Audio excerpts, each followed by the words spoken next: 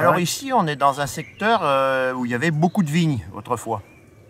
Pas là en particulier, mais dans les environs, il y avait énormément de vignes. Et dans les endroits propices à la vigne, pousse le poireau sauvage. Dit par les...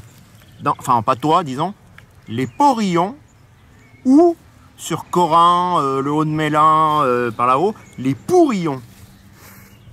Et les pourillons, ou les porillons, les poireaux sauvages. Alors je vais faire attention de ne pas me couper parce que j'ai un opinel qui se referme. Parce que manque de peau, j'ai perdu l'autre. Tu veux le mien, Jeannot? Bon, on va y arriver. Hop, voilà. Alors là, je vais remonter. Il y a plein de petites bulbilles. Regardez. Alors ça, si on le replante, lui, il va refaire un petit poireau sauvage. Voilà. Et là, on sent bah, encore là, les odeurs. On sent vraiment l'odeur, qui est assez proche de l'odeur de l'oignon. D'ailleurs, c'est de la même famille, c'est Allium. Mais, bon, bah là, ceux-là, ils sont déterrés. La terre est tellement sèche que si je les replante, déjà, je peux pas faire de trou. Et ben, ils vont aller dans mon ésophage. Ouais, mais Voilà. on peut parler aussi du milieu de vie de cette plante. Alors, sur les terrains secs et les talus en général. Ouais. Ils apprécient. Les talus, les terrains secs, donc un peu comme la vigne, et caillouteux. Ça aime pousser au milieu des cailloux. Et puis, alors cuit, c'est vraiment en salade, sensationnel. On peut en faire aussi une tarte au poireau, bien entendu. Et là, juste un petit peu épluché comme ça. Alors bien sûr, après, si vous voulez aller faire bisous à votre copine, faut la prévenir, ou alors faut qu'elle aime ça aussi. Et voilà. Il faut savoir que dans l'Égypte antique, l'Égypte ancienne, donc ils avaient tendance à payer les personnes en bottes de poireaux. Ah oui. C'est-à-dire que le poireau était quand même un légume Apprécié. franchement apprécié. Oui. Ça valait de l'or, quoi. Et voilà, c'était aussi un très vieux remède médicinal. Et alors, le poireau, c'est aussi le surnom du mérite agricole. C'est de l'oseille. Alors déjà un bout de plastique qui n'était pas prévu. Et ça, c'est presque comme le rumex, mais avec ces petites pointes là. Et puis c'est plus vert, il n'y a pas la nervure rouge. Ça, c'est de l'oseille sauvage.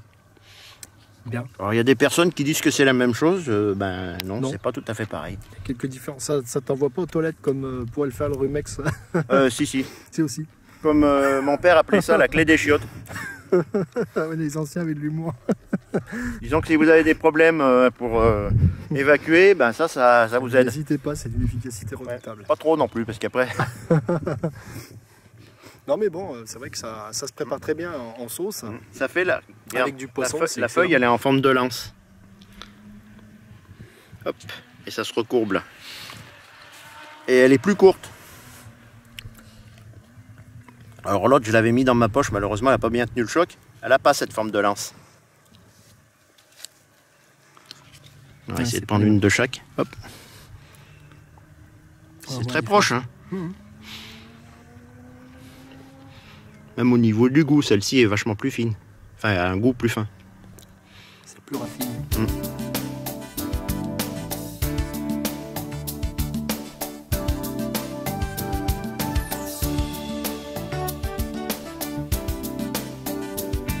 Un petit bout du plateau des petits proches, la dent de Paul, la derrière la chartreuse, l'autre fond de la chartreuse. Alors là, Jean-Yves, dans les prés, la végétation démarre. Ouais. Et là, pour toi, c'est un véritable garde-manger avec un de tes préférés. Un gaillet. Alors, il y a une personne qui m'avait mis un mot pas très sympathique sur internet en disant oui, tu dis que les gaillets ça se mange, mais c'est pas vrai. Ils sont tous comestibles. Sauf qu'il y en a qui sont mangeables crus comme celui-là parce qu'il n'est pas trop raide. Et puis il y a le gaillet gratteron qui gratte justement. Alors il est préférable de le manger cuit. Mais ils sont comestibles, il n'y a aucun doute. Et ça, c'est le petit Jésus en culotte de velours. Ça, je vais m'en croquer un aussi, tiens. Bien. T'as bien mérité de la patrie. Merci, Jeannot. Ça, c'est excellent.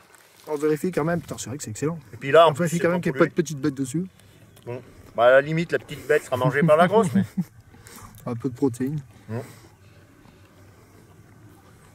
En bordure de prairie, on vient de trouver, ça s'accroche, la garance voyageuse. Et ça, la garance, on en tirait une couleur pour la teinture. Ça ressemble au gaillet. C'est, si je ne me trompe pas, de la même famille, mais c'est pas un gaillet. Ça se mange pas. Ne serait-ce que parce que déjà, c'est peut-être pas toxique, hein, mais c'est raide comme la justice. C'est vraiment... Vous le passerez pas bien. Non. Vous savez, dans le film Les Enfants du Paradis, Arletty, je m'appelle Garance. Ah ben, c'est ça la garance. Garance voyageuse. Pourquoi voyageuse? Parce que ça s'accroche dans le poil, dans les vêtements. Voilà. Et après, ça va se ressemer un peu plus loin. Voilà à quoi ça ressemble. Une plante donc qui a adopté une stratégie. Voilà, pour aller se ressemer à droite à gauche. ingénieuse. Bon ben là, il n'y a pas de graines là, mais il y en avait une ou deux par-ci par-là. Bah, faut dire que là, c'est vraiment c'est la fin de saison. Les oiseaux ont mangé ont becqueté, au sens propre, les grains, les fruits. La garance voyageuse.